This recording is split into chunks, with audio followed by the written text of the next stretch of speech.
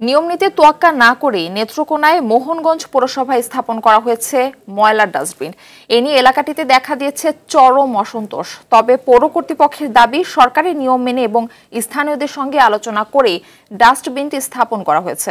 নেত্রকোনা প্রতিনিধি এম মুখলিসুর রহমানের প্রতিবেদন, জানাচ্ছেন নুসরাত জাহান সিনথি। 2019 সালে নেত্রকোনার মোহনগঞ্জের ধনপুর গ্রামে পৌরসভার পক্ষ থেকে ময়লার ভাগাড়টি স্থাপন করা হয়, যা নিয়ে স্থানীয়দের মাঝে দেখা দিয়েছে চরম অসন্তোষ। স্থানীয়দের অভিযোগ, কোন রকম নিয়ম নীতির তোয়াক্কা না করে এবং এলাকাবাসীকে নানা ভয় ভীতি দেখিয়ে জোরপূর্বক ডাস্টবিনটি নির্মাণ করা হয়েছে।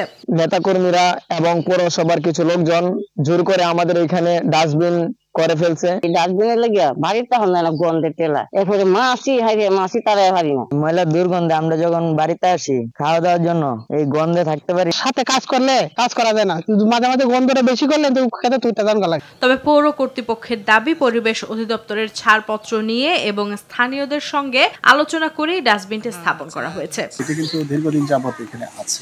আমি এটা দেখে বিস্তারিত জেনে তারপরে প্রয়োজনীয় ব্যবস্থা নিই। ল্যান্ডফিলের বিষয়ে এখানে জমি অধিগ্রহণের জন্য অনুমোদন পত্র দেওয়া হয়েছে। যদি কোনো এখানে সমস্যা থাকে তাহলে আমরা এটাকে বাদ করে দিব। পরিদর্শন করে সেই সমস্যাগুলো যদি সেখানে আমরা পাই, তাহলে আমরা সেখানে থেকে অন্য জায়গায় ল্যান্ডফিল স্থানান্তর করার জন্য আমরা যেরকম ব্যবস্থা নেওয়া যায় আমরা সেরকম ব্যবস্থা নিব। স্থানীয়দের অভিযোগের প্রেক্ষিতে ডাস্টবিনটি সরিয়ে নেওয়ার আশ্বাস দিয়েছে পৌর কর্তৃপক্ষ। আলোচনা করে মতামত নিয়ে কিন্তু জায়গাটা সিলেকশন করা হয়েছে। ইঞ্জিনিয়ারদের তো কাজ হলো কাজ বাস্তবায়ন করে দেওয়া, সিদ্ধান্তের মালিক তো পৌর পরিষদ। স্কিমটা যখন নেওয়া হয় তখন একাধিকবার প্রশাসনের লোকজন যাচাই বাছাই করছে। শুধু আশ্বাস নয়, এই বিষয়ে কার্যকরী পদক্ষেপ চায় এলাকাবাসী। নুসরাত জাহান সিনথি, RTV।